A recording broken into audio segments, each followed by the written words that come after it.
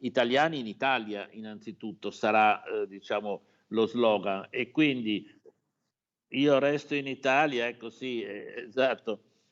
Anzi probabilmente io resto a Venezia, io resto in Veneto, nel senso che poi dovremo anche favorire diciamo un turismo di vicinanza. Quello che potrebbe sembrare uno slogan con tanto di possibile hashtag Io resto in Veneto è la prospettiva per la stagione 2020 dove a fare la differenza saranno i flussi interni. Anche per questo l'esecutivo procede nella predisposizione di un piano ad hoc per il turismo con alcuni punti fermi. Crediti d'imposta e bonus vacanze sono le 2 strade che pensiamo più immediate, oltre a quelle cassa integrazione, eccetera. Però il turismo sì, un piano preciso di cui Venezia e il Veneto ne godranno. Ma per progettare almeno una gita fuori porta, bonus vacanze a parte, ci vogliono quei soldi che adesso per molte famiglie scarseggiano. Partite IVA e autonomi in primis, per loro con il decreto aprile si andrà verso un automatismo per gli 800 euro, non più 600. Di fatto proprio per accelerare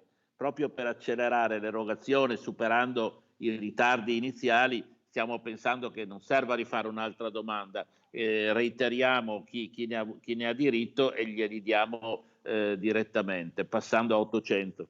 Resta il sostegno alle imprese, più che a contributi a fondo perduto si pensa a interventi sulle spese fisse, leggi bollette. Stabiliamo invece che noi gli togliamo l'affitto, gli togliamo le bollette, gli togliamo alcune tasse che dovranno pagare, quindi cose concrete e misurabili. Stiamo lavorando per avere un intervento a fondo perduto per questa tipologia diciamo per le spese fisse. C'è poi il fronte dei comuni che in Veneto, attraverso i sindaci dei capoluoghi, ha inviato un documento al governo partendo dai mancati introiti e dalla necessità di nuove risorse, governo che conferma la volontà di trasferire 3 miliardi di euro ai municipi, somma sufficiente, dice Baretta, per consentire agli amministratori di adottare nuove misure, come nel caso dei plateatici dei locali pubblici, alle prese con le imminenti prescrizioni sui distanziamenti. La parte esterna nel periodo estivo è molto importante, quindi è chiaro che il plateatico, come si chiama in gergo, va ripensato. Sì, questa è una parte in cui i comuni devono fare la loro parte,